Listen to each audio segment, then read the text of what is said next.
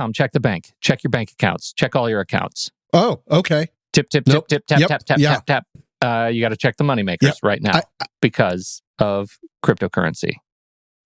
How's your crypto? Ugh. I know. It's been explained to me 900,000 times. I don't get it, but I do know someone that has $1 or like $5 in Dogecoin just to go on the ride. Yeah, which I think is that's funny. amusing too, but only for a little bit. And then I realized, it's also still stupid. And it's bad for the environment. Okay. And also, I bring you this news update from Poly Network, and I bring it just as a public service announcement. Don't use crypto because come on, like I get it. You feel like a freedom fighter in the economic war zone. You want to have your own thing, but it's destroying the environment, and people steal the hell out of it. And in this case, Poly Network, the hacker that they are now calling Mr. White Hat, stole, guess how many crypto dollars worth of crypto tokens? Go ahead and guess. Put a number to it. White hats are supposed to be the good hackers. You'd think, but this is a real twisty story. So let's start with when he was just Mr. Hat, how much would he have stolen? I have no idea because I don't... Like how many coins? No, it'd be the dollar value of what he stole in U.S. dollar fiat currency. I would say...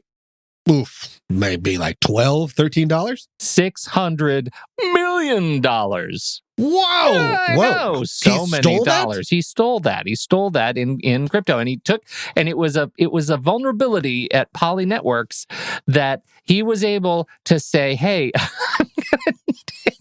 I can't even say it," because he took the money from someplace and put it all in his own account with the institution. So he stole from the bank and then put it in a safety deposit box in the same bank. That's kind of what happened. But because of the nature of crypto and blockchain and words and things, in order to access it, there are two passwords needed. There's a public key and a private key, and those two things have to match up or pair together. And so without both of those things, the bank could not actually get the funds back. Well, he went from Mr. Hat to Mr. White Hat. It turns out I guess the story goes, it turns out he was able to, he wanted to showcase that this vulnerability existed, and that's when they added white to his hat. But this is the part that I like the best. He returned all of the money with the exception of $200 million. So he returned 400. A finder's fee. Yeah, he returned 400 and he kept 200. But this is what he said. He said he's going to give over his private key so they could get the money back, the last 200. But he was only going to do it, and this is a quote, when everyone is ready. For what? What does that mean? It's such a weird flex. I don't know what makes me more anxious, like, of this story. Yeah. All of it? Him? Yeah. No, all of it. And so this is so they eventually he said, I guess everybody was ready eventually, and so they ended up giving him the $200 million back. Everybody and was ready. They gave Bob? Bob, are you good? You're ready. Okay, Travis is still in the restroom. Look what he got out of it. He got $500,000 as a bounty that they let him keep, and they offered him a job as chief security advisor, Mr. White Hat. They offered him a job. Yeah, it's all so sketchy. And so I'm just saying, this whole story makes me anxious that there are people who are literally playing with money like it is fake money. Right. Like monopoly money, just throwing it around, taking massive slices of it and putting it away. And it makes me want to put my head under a mattress. Along with your money? Yeah, maybe it'll be there, but mostly it's my head. I don't care for it anymore. I'm ready to wake up. Oh, I keep sinking into your blue, Yeah, I keep sinking into your blue. Welcome to What's That Smell? A sometimes funny podcast about humans and their anxieties. I'm Tommy Metz III. And I'm Pete Wright. And every week, we each drag one of our deepest, darkest anxieties into the light to share it, learn about it, and hopefully laugh about it with all of you. Reach out to us. Send us a story of your anxieties so we can learn about it and discuss it.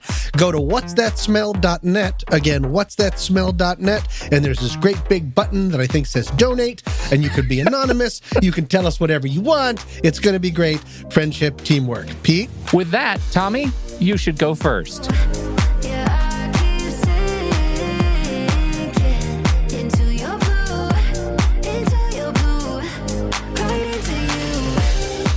Pete, this week I have a harrowing tale to share. Would you like to hear it? Oh, I love your spooky stories so much. They're just spooky. Okay. As you know, I recently went on a trip to Minnesota to visit a bunch of friends. Mm-hmm. And this was the first time I was flying anywhere since the pandemic started. So already, as you can imagine, my anxiety was pretty high. Flying, I mean, I'm past my fear of...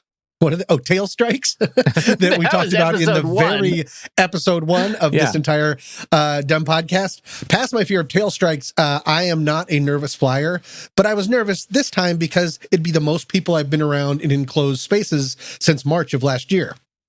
Well, it went great. And by great, I mean it was a disaster. The trip was amazing, but the trip there to Minnesota was terrible. Can I run it down for you real quick? Please. I thought it was a great trip. I feel like you've been withholding. Oh, the trip was outstanding, but the travel, Pete, the travel. So I was on Southwest Airlines, as is my want. Mm-hmm. Were you in row 13? I was not in row 13. No, I had them remove it. I had a layover in Austin because that's how Southwest wanted to do it. Yeah. And during my layover in Austin, I was having a little sandwich, and then I got a text that my next flight to Minnesota was canceled. And they had rebooked me on a flight the next day at 5:30 a.m. Wow. Quite a move, Southwest. So I'm like, no. And I go up to talk to customer service, and the entire plane is there before me. Of course, because I was finishing my little sandwich. And so there's like 50, 60 people all in a row waiting, and there's one person at the desk. So I said, not today, Southwest. And I sat down and I got out my laptop and I checked around and I found out that there was a flight leaving from Delta, from the same airport, from Delta, in about an hour. You're going to change airlines now? Yeah. Now is when you decide to change airlines. This was my plan. Oh, no, it was like 2 hours away. Anyway, so now I was going to change it because Southwest had nothing. I am rocked with anxiety right now. I just imagine my temperature, not my anxiety temperature during the story. Yeah. Okay, so I'm like, great.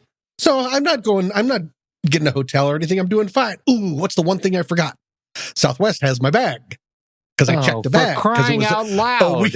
It was over a week trip. And so I was like, hey, Southwest, I need my bag because I Delta. And they said, that's no problem. We're going to bring everyone's bags off. And then I watched as they brought every single other person's bag and then an entire other plane of bags. I'm down in baggage control. Baggage control? Baggage control. Baggage claim. And they can't find my bag. They don't know. It's enormous. It's purple. It's ridiculous. And they're like, look, because they're just like dripping and drabbing. And so I'm waiting and I'm being very nice to everybody. But I do say to the lady, I say, none of this is your fault. I realize, but Southwest is about to make me miss my second flight in a row. She presses on the gas. They find my bag, but I'm way out of time now. I leave. I come back. Delta. Now you're a Delta customer, magically. Now I'm a Delta customer, exactly. I have my new I switched t-shirts, and I wait in the baggage drop line, which is enormously long, and it's everyone's first day because there's 3 people behind the counter of Delta, and I at one point watch them. Oh, every time someone comes up with a bag, it's just a baggage drop. It's supposed to be a pretty quick one. They have to make a phone call. Like they don't know how to do things. And then at one point, and I timed this for fun, for 8 minutes, that one of them found that one of the passengers that was in line ahead of me had left their ID. And for 8 minutes, they stopped helping anyone. And they all grouped around trying to figure out how to use the overhead microphone system. And so people are piling up behind me. It's all a complete disaster. I finally get up to the front and I say, hi, ma'am. my plane is leaving in like 40 minutes. Do you think I will make it? And she goes, your bag will. And I said, okay, well, I don't want to give you my bag if I'm going to be staying here overnight. Right. Because one of the things is why I had to get it off Southwest is the cabin that we were staying in Minnesota was 4 hours up in the mountains away from the airport. So there was no like just chill or they'll deliver it to me. I needed the bag. And so I asked, do you think I'll make it? She goes, maybe. And I was like, all right. Not helpful. At what point did you put on your captain's hat and just to try to Leo DiCaprio, catch me if you can it, into the cabin? Hello, I'm Mr. Plane. I don't even use the word pilot. Anyway, she goes, well, let's see. Do you have pre-check? And I said, yeah. She goes, well, there's the pre-check line right there. I have the picture that I took. Do you want to see the picture? I would love to. This is the pre-check line. For those that are not joining us on live stream, there are hundreds of people in line, and that's the pre-check line. So that's when I finally went, okay, this isn't going to work. And I just went outside and started calling hotels to get a hotel for the night. So yes, I was getting more and more anxious. And then it was kind of wonderful. It got so insane when I was waiting for my bag that I just hit the limit and it subsided. And I got very zen about it. Of like, okay, even if this doesn't work out, I will live. And with all of that you can agree is kind of a travel disaster. Yeah. Correct. Ridiculous. I left the next day at 5:30. I had a layover in Denver to go to Minnesota. None of it makes sense. But none of those things, the one thing that didn't happen was the thing that I was most worried about. And that's a testament to how much anxiety I have over this. What do you think didn't happen that I was afraid that would? Hijacking, kidnapping. You're in the right area, but I'm going to pull back a little bit. Okay. What have we been hearing about a lot lately? Unruly passengers. And apparently the press has decided that's what we're calling them. Yeah. Unruly or disruptive passengers. Yeah. I call them plane jerks. By all rights, at this point, you should have been one of them. Like, you should not be afraid of them. They should be afraid of you. But I was such a gentleman, Pete. Yeah, I believe it. With my little plain man's hat. No, unless you have not looked at a newspaper or news, you know that unruly passengers are on the rise. Yeah. They're not going anywhere. The FAA has been reporting a record high of people being disruptive on planes and causing in-flight emergencies. Do you want to know how much it's increased? Yes, 1,000%.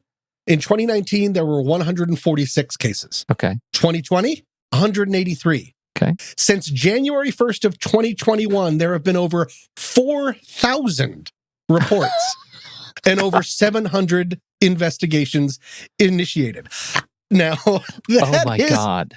Yeah, it's gotten so bad that the FAA released a PSA about it. You know, all those PSAs that the FAA releases? Yeah. That's not a thing. They've never had to do that before. Let's take a listen. We got a disruptive customer in the back. Declare an emergency. We'd like to divert. As there's no struggles going on. He is restrained now. The unruly passenger, we need to get off the airplane. 16 authorities on the ground? Yeah. Unruly behavior doesn't fly. Nice. FAA with their little wordplay. My God. Do you know, I feel like I heard Jigsaw in the background. Was this like Saw 9? Yeah. That was horrific. Yeah, the FAA is not kidding around because it's getting that bad. And research I did for this didn't make me feel better, because one of the ways that I was making myself feel better is no one writes articles about planes where people don't act up. Yeah. And so that's happening all the time. But you've seen the pictures. People are being duct taped to seats. I mean, it is really bad. Now, before I go on, I want to ask, have you flown since the pandemic? And if so, did you even think to be nervous about unruly passengers? No, and yes, and that's why. Really? Like, I feel like I'm done flying for the indefinite future. Like, I have no plans to fly. I have no need to fly.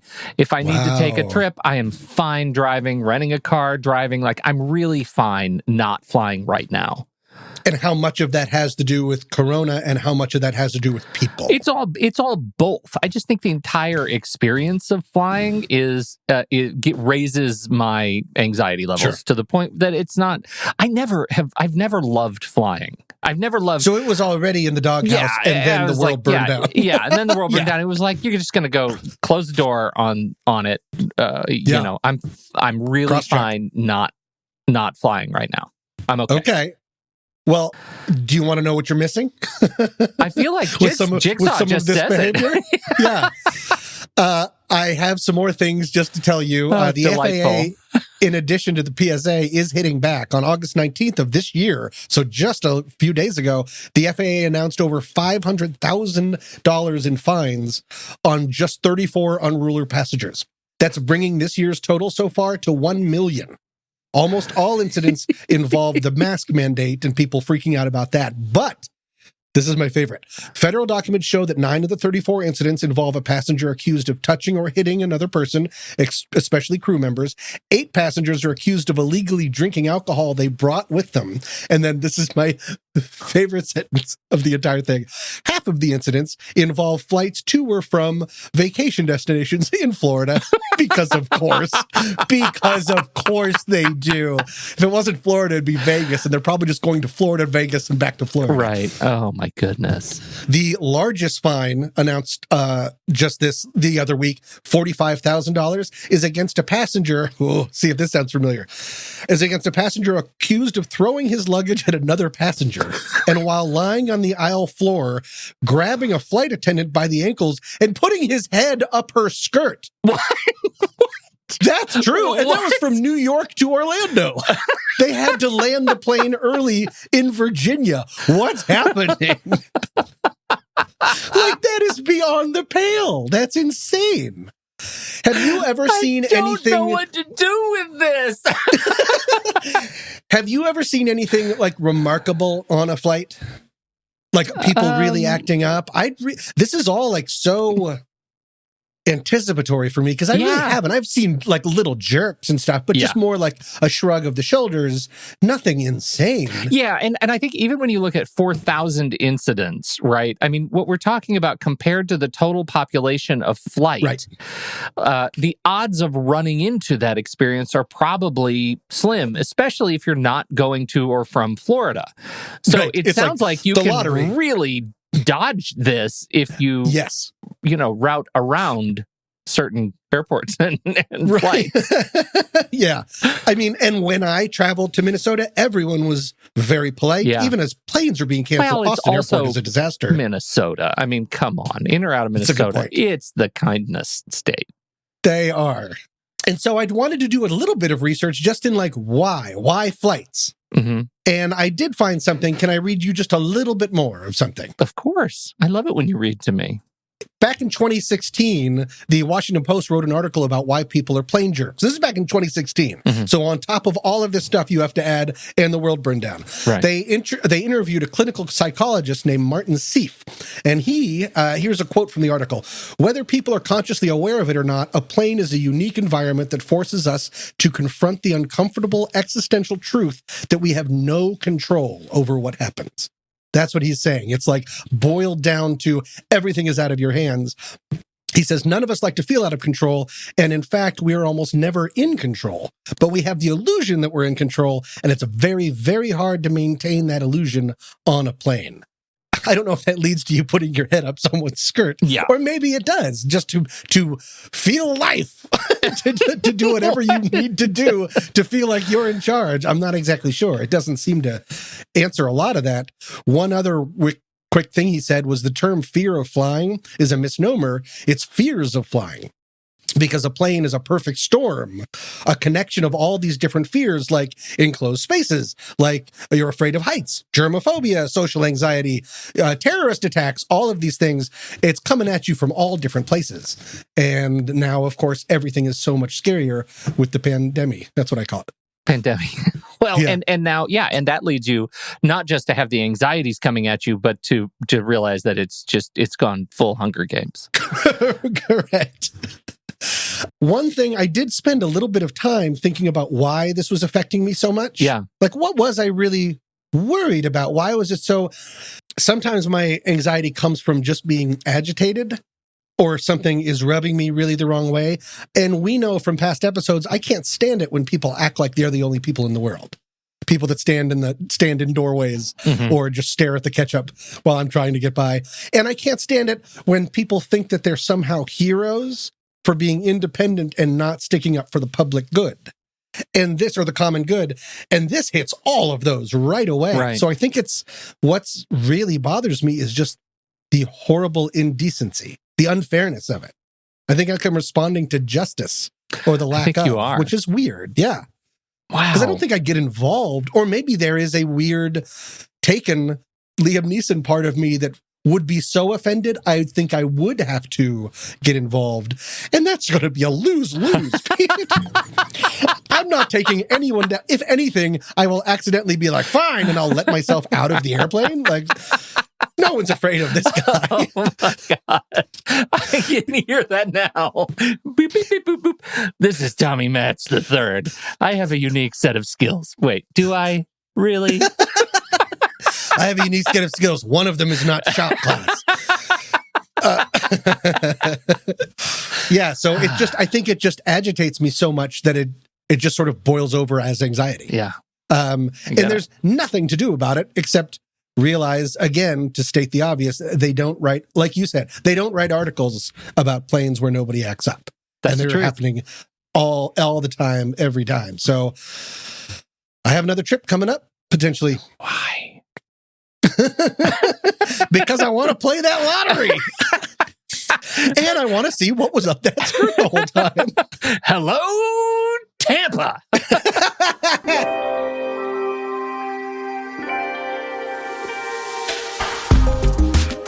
Advertising is a tricky business, as Todd Davis, CEO of LifeLock, an identity theft protection company based in Tempe, Arizona, found out.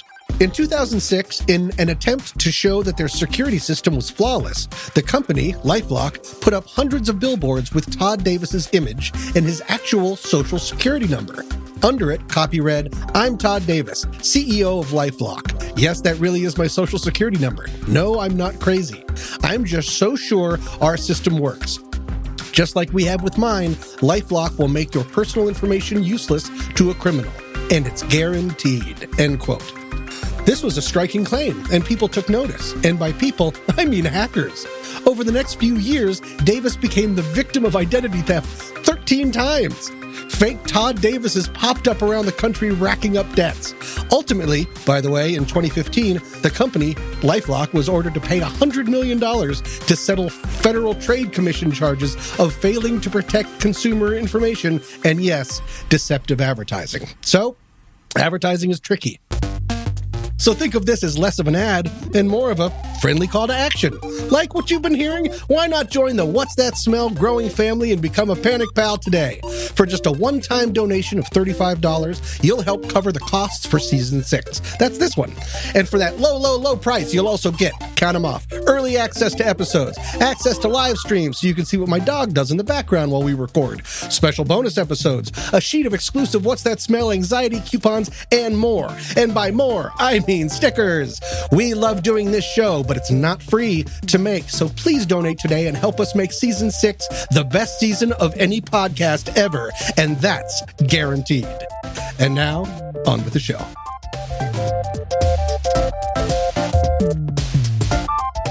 Hi, Tom. Hi, Pete. I want you to watch something. Oh, okay, and cue my anxiety. Oh, that looks very high. Buddy. Ah! Yikes! Why does that exist? Do you see down there? There are actually rescue divers in the pool. Because it's, oh my, this is the highest. Wait, they're not off of a building. That's like made to do this? Yeah. Oh, and they're doing that thing that the Olympics do where they have a water jet so you can see where the water. Yeah. It just twists your stomach, doesn't it? It does. And I'm scared for the photographer. Wait, there is. Oh, yeah, it's a drone. Okay, that's a drone, wow. But there are photographers there. So that what you're looking at there is the Red Bull, of course, Of course. high diving platform. It is In Florida? 27 meters. No, it's at the Olympic Center in Salt Lake in Utah.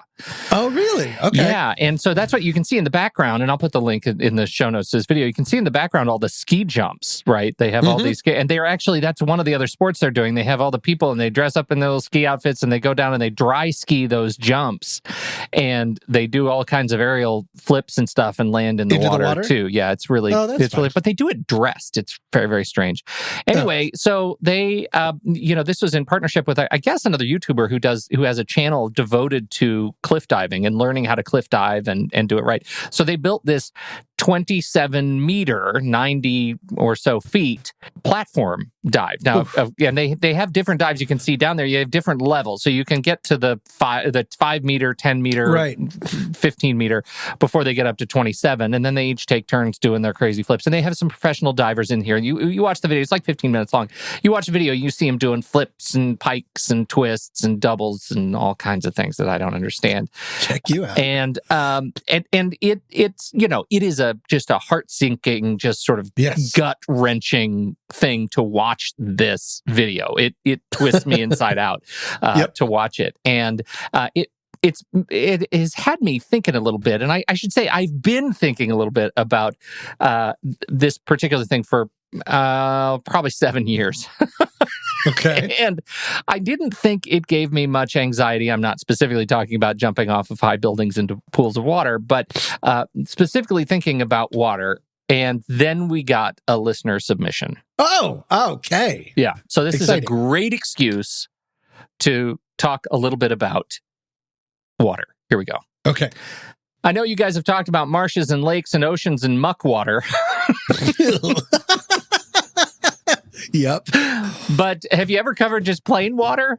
I'm an adult, and I'm really struggling with the idea of getting in the water for anything more than splashing around. I have no stamina. The idea of being in over my head with nothing under my feet is terrifying. I never thought of myself as scared of swimming, but it turns out that all that childhood fearlessness eventually turns to ash. Hope you guys take this on. Thanks for the fun, Brett. Oh, wow. Thank you very much. Brett or Brad? Brett. Yes. Thank you so much for writing. When I was growing up, can I just start talking? Sure. Is that how conversations work? It's your show, man. Great. When I was growing up, when I was in 9th grade, I was getting certified to go scuba diving because when I was in 8th grade, because in 9th grade, there was a class trip that kids worked all summer, the summer before, and then we would go to Australia. And my whole family decided we'll all go do it together because why not? And so we went through all the classes, and then came time to actually go to the pool to do it. And that's when I learned that my mother had a horrible fear that she had been hiding from us about putting her face underwater. Oh, my goodness. This whole time. And she just had this, I wonder where I get it. She had this mounting anxiety week by week as we got closer and closer to it, and finally sort of broke down and just told my dad, I don't think I can do it. And so she had to drop out. So I just wanted to say that because it lets me say mother. And yes, a lot. Brett, you are not alone. You are really not alone. And there are a few things that I thought were interesting about this. First of all, Paul Lennon is a man by the name of Paul Lennon. That was weird. Wait, what?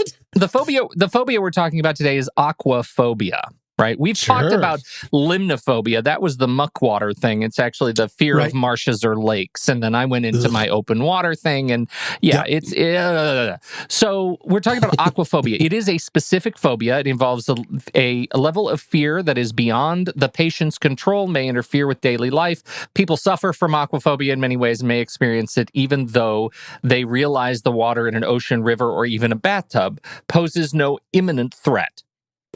They thereby avoid activities such as boating or swimming. They avoid swimming in deep ocean despite having mastered basic swimming skills, right? You can swim and be terrified of the water at the same time. The anxiety commonly extends to getting wet or splashed with water when it is unexpected or being pushed or thrown into a body of water. So lots of different ways to sort of characterize a fear of water, but it can be any experience where you are out of control in the water. And so this is the piece I thought was interesting. Paul Lennon is a founder of the Adult Aquaphobia Swim Center in Glendale, California. Is that the guy that goes by the name of Paul Lennon? He says here that people have difficulties adjusting physiologically and psychologically to weightlessness environments, right? In the water. They have difficulty doing that. And because it changes your sensory environment, right? Your skin changes, and some people have a difficult time adjusting to that. He goes on, like the fear of heights, the fear of depths is a defense mechanism. How, right? That was a new way of thinking about it to me. Fear of depths. Our recreational culture, this is the sort of sociological challenge. Our recreational culture makes us believe that swimming and water sports are a normal part of life. And that this is one of the most common things he hears from people who come to his center, is that being a non-swimmer is a social handicap. You put it sort of just up there with like riding a bike. Yeah. Like, yeah. Everyone just does it. Everyone and then just you're does like, it. you don't? Yeah, it's weird. You never got your driver's license? Like that might be another one that's just kind of a thing. But this one causes that sort of paralyzing fear. And here is the thing that's just so sad about the whole thing. And it's the cruelest of the anxiety ironies. This fear inevitably leads to more drownings every year. Oh, no, wait. I don't get it. That seems opposite. What are we doing here right now? Because those who are afraid of water don't learn to swim. Those who can't swim are susceptible to drowning. And if they become unexpectedly immersed in water, that fear turns to panic, and they start reacting as if they're drowning. Before they even start to drown, they can't save themselves. It leads to drowning. Right? Oof. So much drowning. I know. All in a row. It's just a lot of drowning. That does make sense. When I said I didn't understand, it was because I was like, but avoidance would keep you out of the water. But you're saying, right. Yeah. You never really got to practice. So what's your relationship to this besides mother? I think drowning would be the worst way to die. And I'm on record. I've heard it's actually okay, right? Haven't you heard that? Yes, we do have so weird.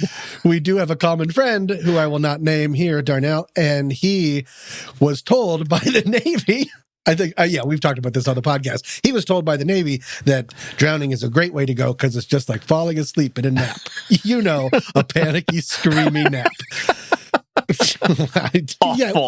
Don't believe what the Navy tells you. They also tell you that submarines are cool. Are you a strong swimmer? Would you call yourself a strong swimmer? Yes. Do you know all the strokes? 2. I know crawl and breaststroke. Breaststroke. Do you know the Hooba stroke? Is that like Hoobastaine? Yeah, it's just like Hoobastaine. Okay, I was just trying to trick you. It's not actually. It's an unnamed mystery tool that handymen use. Backstroke, of course, and butterfly. And I look at you and I think that's a butterfly right there. You, Tom, you could butterfly. Thank you. That would be how I would drown. Yeah, it would be. Absolutely. Yeah, I would immediately my arms would somehow get tied together by just doing it wrong. No, I don't have that fear. I am a very strong swimmer, and that's one of the exercises that I liked to do before pools all seemed to close. Really? Yeah, I like lane swimming. Really? I've known you for years, and I don't think I knew this about you. You never invite me out lane swimming. Also, who says that? Lane swimming. Is that not... laps. Lane swimming, I think is what you say. You like swimming laps. Okay. Laps. Because I like the fear of depths. I don't like it. I like the idea of the fear of depths, and I do think that the lack of leverage is alarming. Yes, you can't push off something. Because it's kind of like space, too. You can't, And so that is scary. How about you? No, and that's why I was so excited to take on this one, because I also, I think I feel a similar feeling. Let me get into it. Oh. And I should say the extent of my swimming in the last, 25 years has been like splashing around in a pool and like pretending I'm Spider-Man underwater, because that's also dope. Yeah. So you don't do a lot of lane laps? That's what we call it. This is the interesting thing. Continuing that article I told you earlier, the common goal of preventing drowning is to teach children how to swim. That's like the prevailing wisdom. Teach everybody how to swim, right? And eventually then there won't be any adults left who can't swim. And if every person is a swimmer, then drowning would just plummet to zero. But this is the question, they say at the swim center. This is a biggie. What defines a swimmer, right? How do you define a swimmer? The American Red Cross says that a swimmer is somebody who can swim X yards. We, the swimming adult Aquaphobia swim center, says that a swimmer is somebody who can stay afloat in deep and open water until help arrives, whether it's 10 minutes or 4 days. That distinction is in the definition is the difference between survival and drowning. So what does it mean to be a swimmer? There's no common definition, right? You have to just sort of give over to faith. When are you a swimmer instead of splashing around? Right. You have to kind of adjust your risk tolerance depending on how you feel about your swimming, your swim skills. 4 days is a long time. That's unheard of. That's unheard of. I say no to that. No, I don't know what to do with that. Moving on. Yeah. Authors of a study, Aquaphobia, Causes and Symptoms and Ways of Overcoming It for Future Well-Being, talked to 400 students about water safety and asked and in a survey, 80% of them admitted to being afraid of deep water in pools and deep open water. 46% of American adults are afraid of deep water in pools, and 64% are afraid of deep open water. Sure. That's a large part of the population. That is surprisingly large. Well, and I'll say this is from a Gallup poll done in 1998. That's the last statistic I could find that actually comes. So what do you think the odds are that the American adult population has just suddenly gotten more confident in their ability in the water over the last 23 years? A lot of Americans have gotten more buoyant. Are you talking to me right now? Never! Of course not. Jeez, man. Okay, a couple of things. Here are the reasons that the writers of this journal article, the Aquaphobia article, say. They lay out in the link to the articles in the show notes. They lay out for the reasons for fear of water, aquaphobia. Instinctive fear of drowning is number one. That seems right over the plate. Bullet. Yeah. Yes. Tension caused when swimmer moves head out of water to inhale. Experienced even by top competitive swimmers, this fear eventually disturbs the natural poise of the swimmer's head, neck, and back, which leads to becoming heavier and having a more difficult movement in the water. And so, again, this goes back to the cruel irony of fear of water. When you get in the water, it's your panic that causes you to fail in the water. And it's so self-fulfilling. It is. It is a self-fulfilling prophecy. Okay, this is where the next two I'm very excited about in terms of, fear of drowning. Sure. Number 2, a person has experienced an incident of personal horror in the water. Tom, that's big T trauma. I don't know if you remember from just last week, we were introduced to big T, little t trauma. And that's what this is, that there has been some prior experience that causes you to remember your trauma in the water. And I've told you on this very show, my big T trauma in the water, where I felt like I was nearly drowning in the whirlpool in the river. That's a horrific thing to experience. Yes. And as I'm writing this, I'm thinking, maybe that's why I don't. You got a big T. Yeah, I might have a big T. I got a big T. Yeah. Number 3, a person has at least one parent who is overprotective or with aquaphobia. This is the be careful paradox that we talked about last week. That's right. Yeah. Coming up last week. Coming up last week. You know what? Just turn it off and go listen to last week again. That's probably a better show anyway. Yeah. And the last 2, a person has a psychological difficulty adjusting to the water, or a person lacks trust in the water. Those are the last 2, that you don't feel like you have any sort of support when you're swimming or teaching or being taught to swim. That's the leverage part, right? Yeah. And the last one that I'm adding is social anxiety. And for this, I would like to call your attention to one Simone Biles. You know who Simone Biles is? Do you? Have you heard of her? Olympics? Oh my gosh. Really? No. You didn't watch any Olympics? I mean, you just said it with such a question mark at the end. Olympic? Yes, she's only the most famous Olympic athlete right now. Oh, really, Michael Phelps? Yeah, well, he's not doing it anymore. She's a current gymnast, and she just had her big thing because she got the yips, right? Oh, she got the Well, twisties. there was two... Oh, right. Okay, yes. I know who this is because I saw a clip. Do you know what the twisties are? No. That's what she suffered from, the twisties. And so what that is, she is one of those gymnasts who, legendarily young age, she was able to spot herself in the air. She had what they called air sense, where she could jump off a vault and do all kinds of twisting around and always know where her body was in space. Like her brain was just super attuned in all the dimensions that are required to know where your body is. So she could always land on her feet. Oh, I see. Right? She's like a cat. Yeah, she was like a cat. Well, what happened in Tokyo is that she lost her air sense. And that is incredibly dangerous for a gymnast because you're throwing yourself in the air, you lose where you are in space, you land on your neck, right? That's a bad way to go out on your Olympic dream. So, also, it could kill you. So, is it really called the twisties, or did you make that up? No, I don't think I made that up. It just sounds like something you made up. Yeah. No, twisties mentioned by Simone Biles are gymnasts' worst. Huh. Yeah. Okay. No, I didn't make that up, but you know what? Thank you. Oh. That's a high compliment. Oh, that's why you compared it to the yips. Because that's Ted Lasso. Right. Yeah. That's right. And Tin Cup. And Tin Cup. Also Tin Cup. Yes. Good. Okay. So back to Simone Biles. And I don't know what it's called, the aquis, the splashies, but when you get in the water, you submerge yourself in the water and suddenly you lose your sense of space in the water because, again, you have no leverage. You have no, it's hard to feel where you are in the water. And that leads to this sense of anxiety, of uncertainty and doubt. Oof. That I'm alleging that one. All the others were in their article, but that's what I think might be going on. It's certainly what I deal with, and then of course you have the symptoms that you get dizzy and numb and hyperventilate and shortness of breath and increased heart rate and sweating in the water and shivering in the water. It's all terrifying. Yeah, it's all terrifying.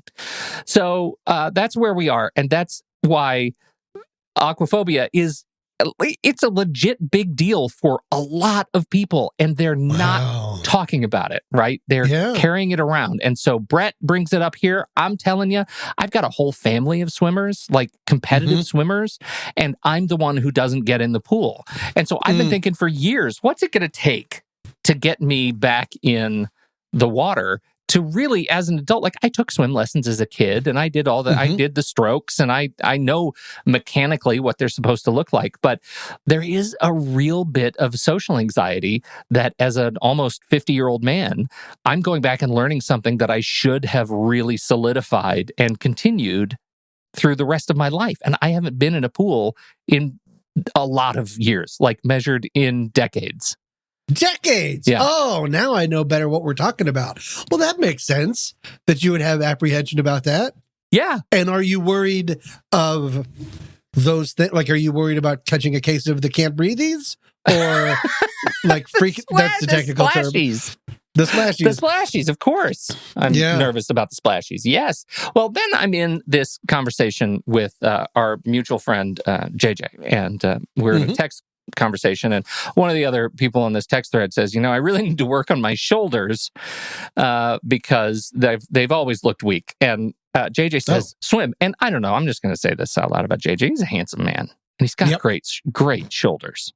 He's a long drink of water, and he was a swimmer for a lot of years, right? Right. He loves the water, and he responded. He was like, swimming will crush your problem with shoulders. They will be amazing once you start swimming regularly. Okay. And I got to thinking, okay, let's talk about more reasons that I need to really get over this and get over the hump and call somebody who can help teach me to swim, because I would never ask my family to do it. Okay. So you want to take a lesson. You want to be formally reintroduced to make sure that you're on, well, I shouldn't say stable ground, but that you're doing it safely. I want to do it safely. I don't want to hurt myself, and I want to start doing all the things. I want to improve my stamina. I want to do all that. So that's what I'm thinking in my head. So let's start looking at like how good is swimming? Is there a compelling reason? Like, why don't I just go running? Right? I mean, I can just go run. Impact. So the Stephen Blair is the professor of the Departments of Exercise Science and Biostatistics and Epidemiology at the University of South Carolina's Arnold School of Public Health. I know. He's so busy. I don't know how he is a professor. He's so busy. If he is just busy with like half those words, he's not getting enough sleep. Get ready. Yeah. Get ready. Yeah. Let me tell you what he did. Oh, no. He evaluated 32 years worth of physical exams and behavioral surveys of more than 40,000 men enrolled in the Aerobics Center longitudinal study. And during a 13-year follow-up period, which took into account age, body mass, smoking status, alcohol intake, and family history, swimmers had a nearly 50% lower death rate than runners and walkers specifically. Whoa! 50%. It does here say there is no compelling reason to assume that the benefits of swimming would be different for women, because he was just looking at men in this study. Sure. He also says we did not take into account the benefits of walking. Oh, yeah. I should be in the Olympics. What do you think? Wow. What do you think compelling. of this? Right? Because the thing that I've always liked about swimming is that it's non-impact. Yeah. Running and stuff like that, you end up hurting, especially as you get older, you hurt your knees and your back and other. Yeah. That's it. And what's the word for non-impact? Low impact, reduced impact, zero impact. Yeah. Floaty. But I would have had no idea that it was that. It's serious. Significant. It's serious. So is that enough of a pro-turret? It might be. I have a whole bunch of tabs open researching for this show, and also have behind it tabs open for our local rec centers. Like, do they have adult beginning classes? Like, just to get in the pool and start doing it. I'm thinking I might do it. And I can't tell anybody either. So I have to start it before this show goes out. Who am I kidding? Nobody listens to this show in my house. They're all too busy splashing around. So that's my plan. That's my plan. I love it. I just have to say, Brett, I hope let's be accountability buddies. All right. Yeah, that's a good idea. You should. You know what we have, which we've never told people about? Our Discord server. We have a channel in Discord, and you can join it. And I'll put that on the website too, so you can come over and talk about your anxiety with us, and we'll be accountability friends and help each other learn to swim again. It'll be great. What do you think? Good. Why are you just staring at me? You were talking. You're like a taxidermy dog. You were... How dare you? I was using conversation face. Yeah, I keep sinking into your blue, right into you. Thank you all so much for joining us for this episode. This week's tune is Sinking by Jane and the Boy. Coming up next week. Also, it can kill you. And by the way, Dad, we're comparing you to a otherwise healthy baby who has not eaten for the last few hours. Now get out and fix the fence. The soup you sent me is horny as hell. This soup is a thirsty. Man, oh man. Do you know why? Because nobody brings Pharaoh to a party. Yeah. He's like, oh, I'm having a Super Bowl party. Could you bring the Pharaoh? No. You know why? You're not even invited to that party if you were a candidate for Pharaoh. I'm Pete Wright. And I'm Tommy Metz III. Thank you so much for downloading. We will be back next week on What's That Smell?